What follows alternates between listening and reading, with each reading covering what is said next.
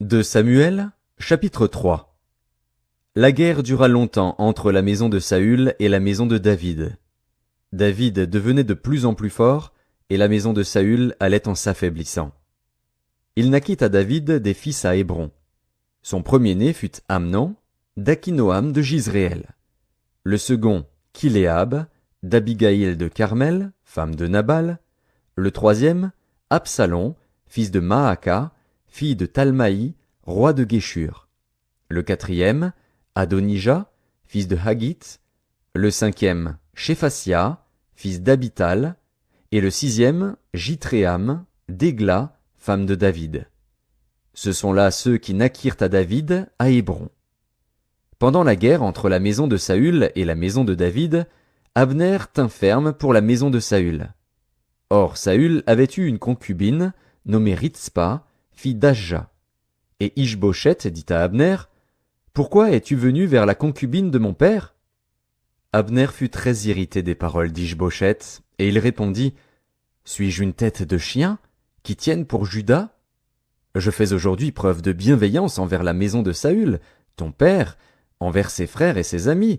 Je ne t'ai pas livré entre les mains de David, et c'est aujourd'hui que tu me reproches une faute avec cette femme.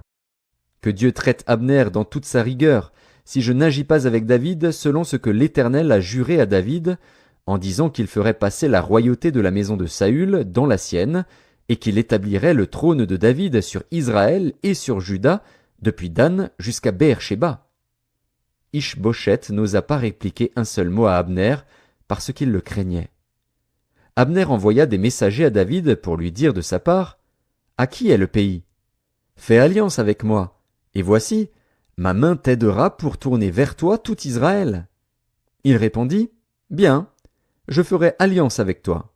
Mais je te demande une chose, c'est que tu ne vois point ma face, à moins que tu n'amènes d'abord Michal, fille de Saül, en venant auprès de moi. » Et David envoya des messagers à Ish-Boshet, fils de Saül, pour lui dire, « Donne-moi ma femme Michal, que j'ai fiancée pour 100 prépuces de Philistins. » Ish-Boshet la fit prendre chez son mari Paltiel, fils de Laïch.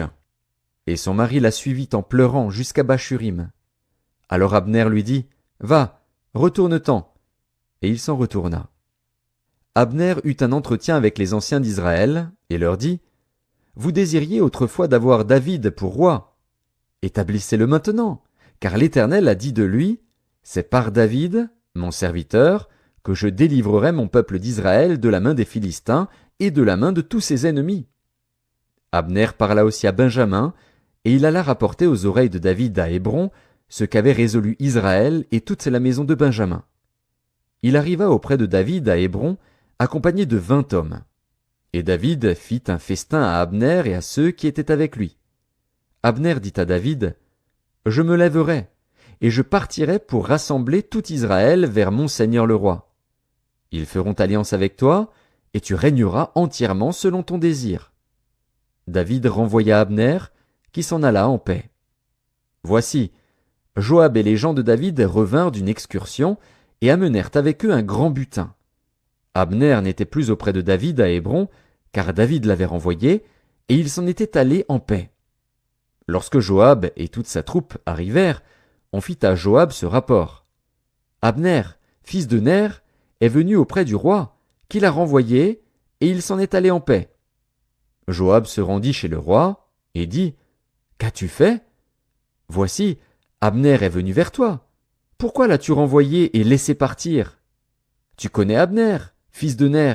C'est pour te tromper qu'il est venu, pour épier tes démarches, et pour savoir tout ce que tu fais. » Et Joab, après avoir quitté David, envoya sur les traces d'Abner des messagers qui le ramenèrent depuis la citerne de Sira. David n'en savait rien. Lorsqu'Abner fut de retour à Hébron, Joab le tira à l'écart au milieu de la porte, comme pour lui parler en secret, et là il le frappa au ventre et le tua, pour venger la mort d'Asaël, son frère. David l'apprit ensuite, et il dit, « Je suis à jamais innocent devant l'Éternel du sang d'Abner, fils de Ner, et mon royaume l'est aussi. Que ce sang retombe sur Joab et sur toute la maison de son père. Qu'il y ait toujours quelqu'un dans la maison de Joab qui soit atteint d'un flux ou de la lèpre, ou qui s'appuie sur un bâton, ou qui tombe par l'épée, ou qui manque de pain. Ainsi Joab et Abishai, son frère, tuèrent Abner, parce qu'il avait donné la mort à Asaël, leur frère, à Gabaon, dans la bataille. David dit à Joab et à tout le peuple qui était avec lui, « Déchirez vos vêtements, saignez-vous de sacs, et pleurez devant Abner. » Et le roi David marcha derrière le cercueil. On enterra Abner à Hébron. Le roi éleva la voix et pleura sur le sépulcre d'Abner, et tout le peuple pleura. Le roi fit une complainte sur Abner, et dit, « Abner devait-il mourir comme meurt un criminel? Tu n'avais ni les mains liées, ni les pieds dans les chaînes. Tu es tombé comme on tombe devant des méchants. » Et tout le peuple pleura de nouveau sur Abner. Tout le peuple s'approcha de David pour lui faire prendre quelque nourriture, pendant qu'il était encore jour, mais David jura en disant, « Que Dieu me traite dans toute sa rigueur, si je goûte du pain ou quoi que ce soit avant le coucher du soleil. » Cela fut connu et approuvé de tout le peuple, qui trouva bon tout ce qu'avait fait le roi. Tout le peuple et tout Israël comprirent en ce jour que ce n'était pas par ordre du roi qu'Abner, fils de Ner, avait été tué. Le roi dit à ses serviteurs, « Ne savez-vous pas qu'un chef, qu'un grand homme, est tombé aujourd'hui en Israël? Je suis encore faible, quoique j'ai reçu l'onction royale. Et ces gens, les fils de Tseruja, sont trop puissants pour moi. Que l'Éternel rende selon sa méchanceté à celui qui fait le mal. »